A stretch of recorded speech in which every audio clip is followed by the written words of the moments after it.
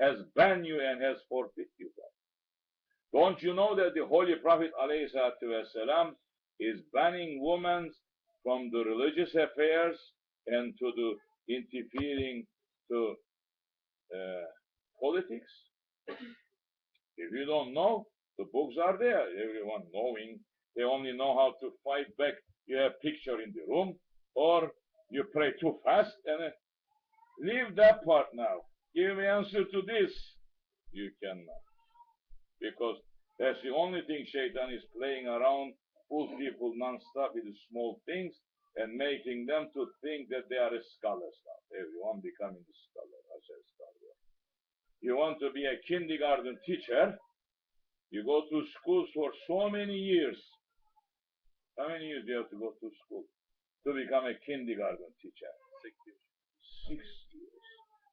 And you becoming a scholar of Islam, giving jurisdictions, fatwa, just sitting home and opening books and opening magazines and reading.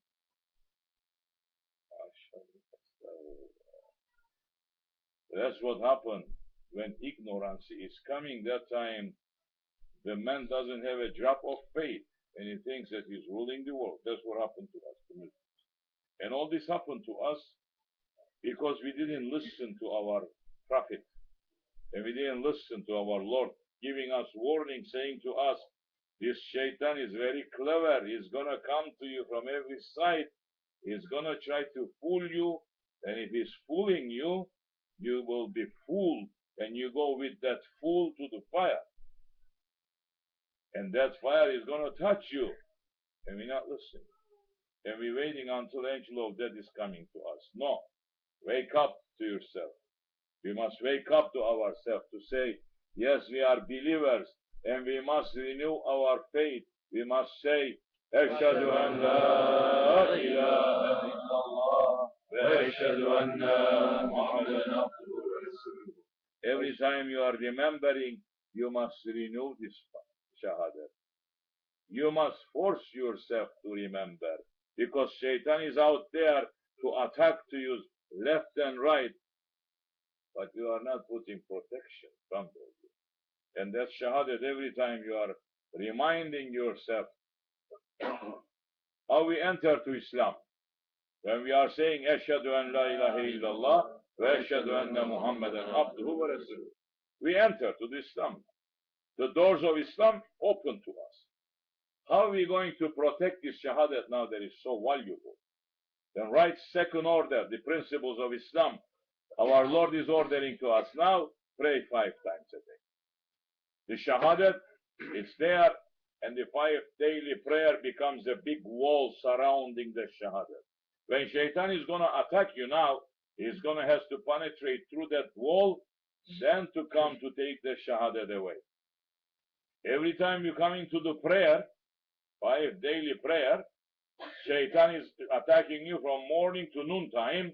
If he's weakening that door side, if he's weakening that wall, that is going to break and enter to take the shahadat. Soon as noontime you come to the prayer, you put another wall. Shaitan is going to attack from that side. You come to Asr prayer, you put another wall. Maghrib, another wall. Isha is another wall. You put the shahadat under protection. If you have a valuable stuff in this house, would you leave it everywhere? Especially in America. Look what happens by morning. If you think that this room is full with gold, you're just going to leave these windows and everything like that? If they come here with the army, they will remove the whole house that time. So you need to put protection to that. That's why the banks, they have so strong walls, electricity, guards, cameras, everything. That's protecting a couple of paper inside. Shahadat is more valuable than that. We're going out there, no protection. Shaitan is knocking, you're falling down, you're still thinking that you have the faith, but the shahadat is gone. Because Shaitan knows from which side to hit. And he's making us to think, yes, we still have the shahadat, but when we're checking the gauge, we see the level, it went all the way down. The faith is down. Because our faith is down. Why? How we know that? Because Muslims, they became like cats now. Before they were like lions. Now the Muslims, they became like cats. So that means the faith is falling down. How we know this? Holy Prophet saying to us. Saying to Sahabe-i Kiram, saying, in Ahir Zaman, I am afraid from my nation. Because unbelievers, they're going to enter to their own houses. They're going to eat their belongings and they're not going to be able to do nothing. And the Sahabe-i Kiram saying, Ya Rasulallah, they're going to be less than us in number, that's why their enemy is going to come. Holy Prophet saying, no. Matter of fact, their number is going to be more than that. But their level of faith is going to be so low that Allah subhanahu wa ta'ala is going to lift the majestic appearances of Islam away from them. And when their enemy is going to look at them, they're not going to count them for nothing. And they're going to attack them. They're going to attack their nation. They're going to attack their wealth. They're going to attack everything. They're going to take everything. And they're not going to be able to do anything with time. Because they're going to fall into two kinds of sickness, my nation. First sickness, they're going to fall in love with this world. They're going to love this world so much that they're not going to want to leave this world. Because they're going to love the world, that time, Allah is going to lift the majestic appearance away from them. And the second sickness, they're not going to want to be reminded by death. Muslims, that's what happens to them. They don't want to remember. They don't want to remind. But you want to remember or you don't. One day they're going to remind you. Angel of death is going to come to you. It's going to come to me. Who knows? Maybe tonight. Maybe it's a good news. Think. Maybe tomorrow. Maybe next week. You know one thing for sure. It's going to reach you.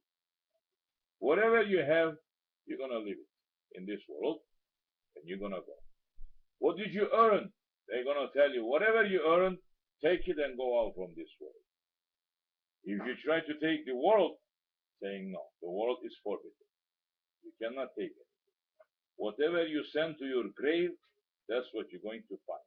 What we are sending to our grave, the good deeds, the good actions, the obedience to our Lord, and the most important, obedience to our Prophet. That one big sickness of Wahhabism is circling around in these days everywhere, and they are trying to remove the love of the Prophet away and to say to people, you love Allah only. You don't know how to love Allah. Prophet ﷺ is teaching us how to love Allah. And if you don't love Prophet ﷺ, Allah subhanahu wa ta'ala is not accepting your love. He is not accepting your prayers even. Isn't that what the ayat is saying to us? They came to the Holy Prophet ﷺ and they said, now we are believers. We don't have to follow you anymore. The ayat came saying, say to them, Ya Muhammad, if they are sincere with their love to Allah and obedience, they must love and obey you for Allah to love them. You going to say anything other than this ayat now? Allah subhanahu wa ta'ala in this giving full power to the Holy Prophet ﷺ, saying, if they are claiming that they are loving Allah, they must love, not only loving, they must obey you for Allah to love them. If they're showing disobedience to you, Allah is not accepting because they don't know how to reach to Allah. That's what happened to us today. And this sickness entered into us right in the end of 1800s, beginning of 1900s, and that's circling around. Now it's spreading everywhere. It's spreading every community, especially to the people coming from subcontinent countries, from India, from Pakistan, from that part of the world. Now they're all becoming Wahhabi, especially young generation. Now they think they know so much. They are attacking their elderly ones, saying you are making bidat, you are making shirk. You are women, they are attacking their husbands, saying you are making bidat, you are making shirk. You don't need sheikh, you need only prophet. Don't get fooled by that. You will be in big trouble in dunya. You're already in trouble. There is bigger trouble is waiting for you in akhirat at that time.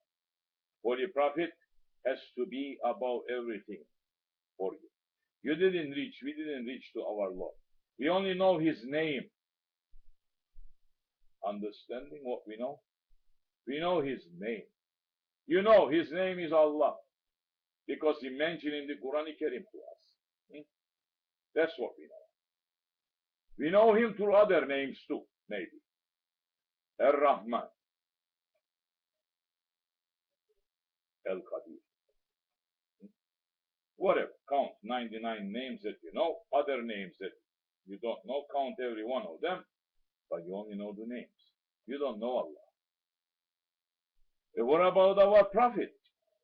How much we know our Prophet, alayhi salatu wassalam. Whatever you read in the old books, that's what you know maybe. People, they're not reading old books anyway today. They are reading old Wahhabi books because it's printed as giving out free. And what are you learning from there? I think this much love is not good for the Prophet. Who's putting level there? You or Allah? Allah is saying to us, now I'm asking you, as of men, as of children of Adam, can you do something that Allah is doing? No. That's the general word is going to come from everyone. It's going to say no. No, yes, you can do one thing. One thing you can do. What is that? Euzu billahi mineşşeytanirracim. Bismillahirrahmanirrahim. İnnallâhu ve melâiketehü sallu ala nebi. Ya eyyühellezine amenü sallu aleyhi ve sellimu teslima. Allah and His angels, the simple explanation of this. Allah and His angels, they are sending salawat, good tidings, praising their Prophet. Oh, who you believe, you do the same. What Allah and His angels are doing, you do the same. This is what Allah is saying to us. They're removing so many hadiths yet. You're going to remove this ayat from the Quran Karim too now? It's completely open. What are you going to say to that? Wahhabi squareheads, your time is came to end. Either you're going to turn back to Islam, or you're going to go down just like kafirs. Going down. The sultanate of shaitan, the wrong ruling of shaitan is coming to an end. And we have to wake up, because I am seeing in your faces that once upon a time, your fathers, your forefathers, they were not believing that way. From India, I went to India. I looked at it. I check around here and there. I see certain cities, Islam is still very strong. But it's not strong under the hammer. No. It's strong. The city is ruled by the Hindus, but the Muslims, they are strong. Males and females, they have proper manner. They have the manner of Islam. Yes. Not like Saudi Arabia, that they are holding these sticks and they are punishing people. No. As soon as they enter to the plane to go out, look what they become that time. I witnessed that. You don't want to know. You witnessed it definitely. So many other places too. So now, when we are looking at it, how India came into Islam, just a couple of Sahabi have reached. Holy Prophet passing from this world, just 10, 12 years later, Malik bin Dinar, radiallahu anh, taking some of his family, getting into a boat, and sailing to India. Coming to India, putting his feet to India, he didn't bring books to India. He didn't bring internets and computers to India. He didn't bought tons of